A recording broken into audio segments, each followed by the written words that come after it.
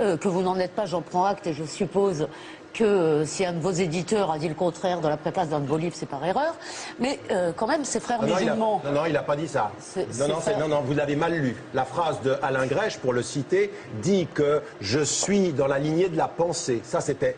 Mais la lignée de la pensée, c'était ce qu'il pensait. On a eu un débat après coup. Ce n'était pas à moi de rectifier ce qu'il pensait. Non, mais être membre d'une organisation, être dans la lignée de la pensée, c'est pas pareil. Une organisation, non, mais peu importe. Il ne faut pas être... Enfin, on ne va pas se perdre dans les... Peu importe. C'est une organisation, les frères musulmans. Non, mais que ça. Tariq Ramadan, en fait, c'est votre problème. Et à vrai dire, ce qui m'intéresse plutôt, c'est qu'on parle de ce mouvement-là, de ce mouvement islamique, parce que, vous le savez, il y a des raisons aussi de s'inquiéter. Et s'ils ne sont pas la seule force d'opposition, c'est probablement la plus organisée. Or, aujourd'hui, on a un exemple, ils sont au pouvoir à Gaza.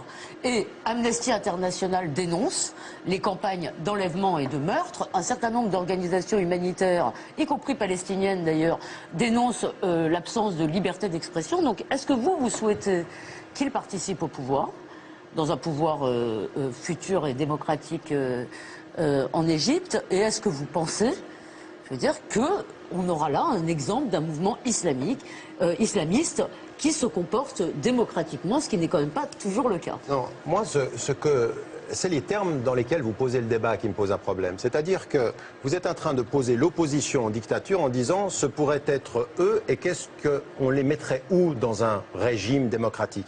Dans un régime démocratique, si nous sommes sérieux avec ceci, comme ça s'est passé d'ailleurs dans les territoires occupés. Dans les territoires occupés, on a décidé, les Américains, comme la communauté internationale, de permettre au Hamas de participer aux élections sous le nom changement et réforme. Et donc ils sont entrés, ils ont gagné les élections. Mais la communauté internationale a considéré que le peuple palestinien avait fait le mauvais choix. Mais vous présentez les choses comme si ça n'était qu'une seule alternative. Le Fatah, dont vous ne parlez pas, est un mouvement corrompu, est un mouvement qui a tué, est un mouvement qui a spolié. Donc les Palestiniens, ils avaient le choix entre des gens qui ont fait un travail social et des gens qui ont volé et menti. Et donc aujourd'hui, il faut comprendre qu'il était normal qu'on aille dans ce sens-là. Aujourd'hui en Égypte, ce que je veux, c'est qu'il y ait un vrai pouvoir de transition qui aille vers la possibilité pour toutes les forces non violentes, respectueuse de la démocratie et des 5 principes dont je viens de parler, qu'elle soit partie prenante. Les frères musulmans ne sont pas les leaders de ce mouvement. Il faut cesser en Occident de diaboliser cette opposition et de ne pas soutenir les peuples. Vous avez eu un président qui, hier, en France, a encore relevé la menace des islamistes. Ça suffit. Il faut qu'on soit logique avec la démocratie. Vous présentez le travail social, vous présentez ce mouvement partout dans la presse comme un mouvement en rénovation, comme un mouvement pacifique, avec une querelle des anciens et des modernes. Enfin, ce mouvement qui est soi-disant en rénovation, son emblème, c'est toujours 2 épées sur un Coran. Sa devise, c'est toujours, je lis, Dieu est notre but, le prophète notre chef, le Coran notre constitution, le djihad notre voie, le martyr notre plus grande espérance. Même l'aile la plus modérée, elle demande quand même, donc les jeunes, la jeune génération à laquelle vous faites référence, elle demande un État démocratique avec un référent islamique. Comment est-ce qu'on peut considérer comme pacifiste un mouvement qui n'a pas pris ses distances avec cet héritage-là? Mais attendez. D'abord, vous faites référence à des slogans de départ. Le mouvement... Mais c'est important, le slogan. Attendez, le slogan est important, l'analyse et l'explication du slogan est davantage. On n'arrête pas au slogan. J'ai encore dit... Oui, mais s'ils se rénovent, ils changent de slogan. Non, s'ils se rénovent, ils sont à l'intérieur dans un débat critique par rapport à ces slogans-là. Et ils le sont. Pourquoi? Parce que vous avez vu dans le mouvement aujourd'hui, et encore une fois, vous voulez me mettre tous, en général... Non, attendez. Vous voulez me mettre dans la situation de défendre un mouvement, et moi, ce qui m'intéresse, c'est d'expliquer une tendance aujourd'hui dans le monde arabe.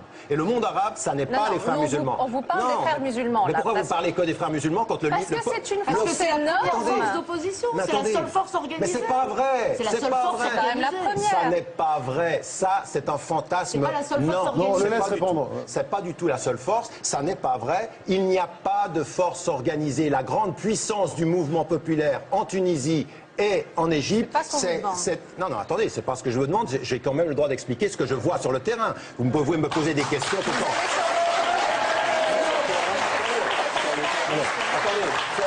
Attendez, sur le terrain en Égypte, pas vous sur le terrain en Égypte. On le laisse répondre. Attendez, sur le terrain de l'analyse en Égypte, de l'analyse, soit. Ben, attendez, on fait quoi là? Vous êtes plus sur le terrain de l'analyse que moi? J'y suis allé il y a moins longtemps que vous. Moi, j'y étais l'année dernière 2 fois. Mais c'est pas parce qu'on va. Je vous écoute quand même. C'est pas parce qu'on va une semaine. C'est pas parce qu'on va une semaine en Égypte qu'on a compris les tendances historiques. On y fait Fabrice, quand même.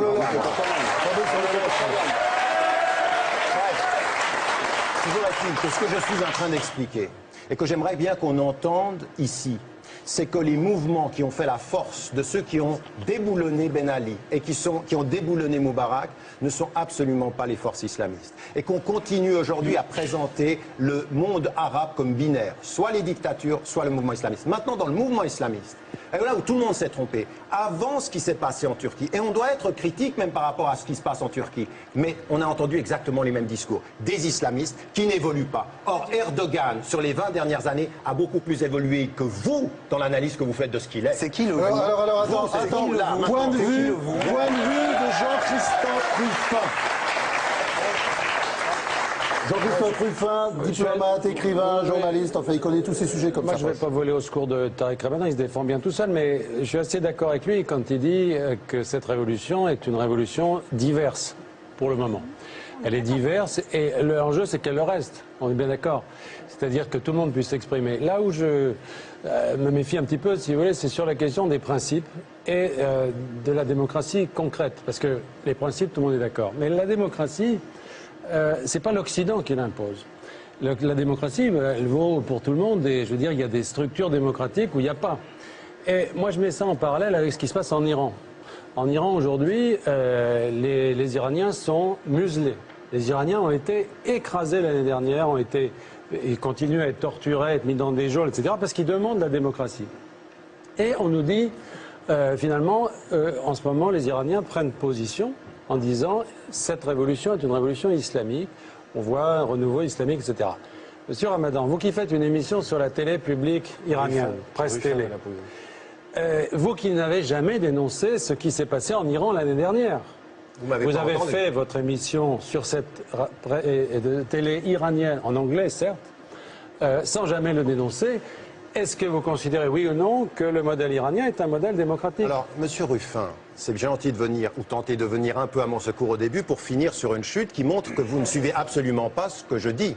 Sur la BBC, tout de suite après les élections, Je suis très bien ce que vous dites, puisque je sais même ce que vous faites quand vous ne le faites pas chez nous. Attendez, sur la BBC, la dénonciation immédiate de l'attitude du gouvernement. Depuis 20 ans, depuis le moment où j'ai pu prendre la parole publiquement, l'opposition à l'imposition du foulard en Iran, l'imposition des règles, l'imposition de ce qui a été l'application des houdoud en Iran, l'intervention après les élections. Alors, vous ne pouvez pas simplement prendre une situation dans laquelle j'ai mis en évidence le fait que j'avais une parole libre dans cette émission. Parce que ce qui m'intéresse, vous savez, j'aimerais vous dire une chose. Écoutez-moi bien. Alors, libre sur la télé iranienne, il n'y a que vous qui l'ayez. Non. Ah non, monsieur. Parce qu'il y a aussi des gens qui sont de l'Evening Standard, qui est très critique par rapport à l'Iran et qui est venu aussi prendre la parole. Donc moi, ce que j'aimerais que vous entendiez, c'est quelle est ma parole.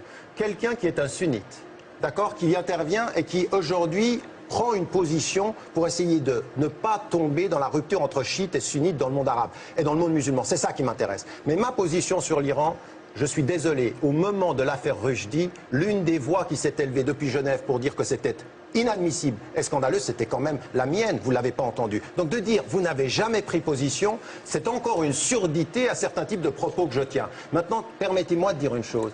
Vous avez raison sur un plan, par rapport à la révolution. Mais nous avons tous, par rapport à la révolution, à une révolution populaire, à être toujours tout à fait prudent. On ne sait pas ce que ça peut devenir. Mais j'aimerais vous dire une chose. Vous prenez l'exemple de l'Iran que vous sortez du Moyen-Orient. Mais l'Occident, où était-il quand on partait en vacances en Tunisie, en Égypte? Où est l'Occident, cher monsieur? Pourquoi vous ne parlez pas de l'allié objectif de ce gouvernement? Attendez, de ce gouvernement français, des États-Unis en Arabie Saoudite. Ne dites pas ça à moi, parce que je suis certainement celui qui on se moque. La réalité vraiment politique aujourd'hui, c'est qu'on se moque de l'islamisme et des droits des femmes. La seule chose qu'on protège, ce sont des intérêts. Là, on est en train de faire du débat périphérique. Le centre, il est celui-ci. Et c'est pour ça d'ailleurs que Jean-Christophe Ruffin a perdu son ambassade. Hein, parce que c'est non, ça sur l'affaire. Hein. Je serai venu à votre défense, cher monsieur. David Abiker. Tariq Ramadan, pour bien comprendre, est-ce que vous appelez de vos voeux en Iran une révolution qui ressemblerait aux révolutions tunisiennes et égyptiennes? Ça vous réjouirait de la même façon ou pas? Oui. Bien sûr. J'aimerais que tout le Moyen-Orient s'embrase de cette même manifestation. Okay, donc c'est très clair, très bien.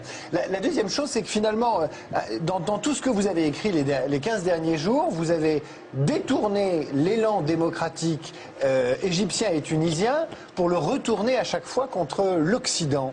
Alors que, si, vous dites finalement que ces révolutions, elles se sont faites contre le modèle occidental, et là, pour le coup, on a quand même un peu de mal à vous suivre. Alors, je ne sais pas ce que vous avez lu, mais il y a un article qui est sorti aujourd'hui dans Le Monde qui dit exactement le contraire de ce que vous venez de dire. Preuve à l'appui, je renvoie tout le monde vers Le Monde d'aujourd'hui qui dit exactement le contraire. Écoutez, j'ai lu. C'est tout à fait exact.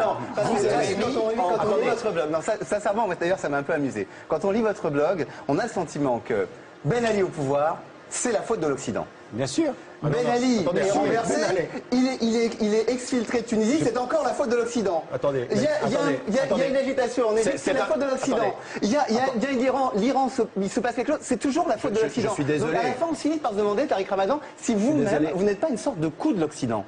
Ah, ça c'est vraiment très intéressant, mais c'est tout faux. Mais permettez-moi simplement de vous dire une chose. Vous commencez votre intervention en disant on a l'impression. C'est vrai que vous êtes beaucoup dans l'impression. Non, laissez-moi terminer vos blogs. On peut même citer Papier du Monde qui commence par une critique des États-Unis et de l'Europe. Ça va, c'est toujours l'Occident. Est-ce que je... Attendez.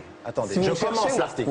Non, mais je vais vous trouver, vous allez me trouver aussi. Là, le début du texte, il est clairement de dire qu'il appartient maintenant aux Arabes de prendre position et de réussir à faire une plateforme plurielle. J'ai écrit une quantité de textes. Il y a 2 jours, vous critiquiez la presse. Vous critiquez l'intervention en disant que c'était les États-Unis qui faisaient pression et qui trafiquaient le pouvoir égyptien. Donc vous êtes dans cette logique-là aussi. Il faut quand même, vous voyez la main de la, la main de la CIA. Est-ce que je peux terminer en vous disant qu'en critiquant les Arabes, en disant que le problème aujourd'hui, ils ont une grande responsabilité historique. Ce passage-là, vous n'en dites rien. Si. Je le dis dans le texte. Mais attendez, maintenant, prenons les faits, sauf à les considérer souvent comme des naïfs, justement, manipulés par la CIA. Enfin, bon, allez-y.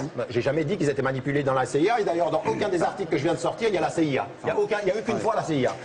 Vous l'avez projeté. Sur la Tunisie. La CIA, jamais vous en parlez. Je ne parle jamais de la CIA. Je suis désolé. On parie, et puis vous allez, ça va vous coûter cher. Donc, en l'occurrence, permettez-moi simplement de dire une chose. Permettez-moi de dire une chose. Je dis que la responsabilité des Arabes et des populations arabes et des intellectuels arabes est sans commune mesure. Mais je ne suis pas naïf. Je ne suis pas naïf. Nous savons aujourd'hui que Ben Ali est parti de la Tunisie avec la participation directe des États-Unis. Nous ne sommes pas naïfs. Pourquoi tout le monde attend, 1 heure après que Moubarak dise qu'il démissionne, l'intervention de Barack Obama? Pourquoi? Parce qu'ils n'ont rien à voir là-dedans? Mais vous nous prenez pour des naïfs. Moi, ma question, elle est celle-ci. Je dis aujourd'hui qu'il faut être très critique par rapport aux dictatures et très critique par rapport aux populations arabes parce qu'elles doivent se libérer. Mais quand elles se soulèvent, comment vous expliquez, vous, monsieur, que les voix européennes et occidentales ne soient pas immédiatement du côté du peuple et qu'ils nous balancent tout le temps « attention, les islamistes arrivent ». Alors il a mangé du lion, Tariq Ramadan, ce soir, hein, Tariq, hein. Vraiment, j'ai en face de moi des tigres. Vous avez mangé du lion. Et alors, je voudrais avoir le point de vue de Patrick Sébastien.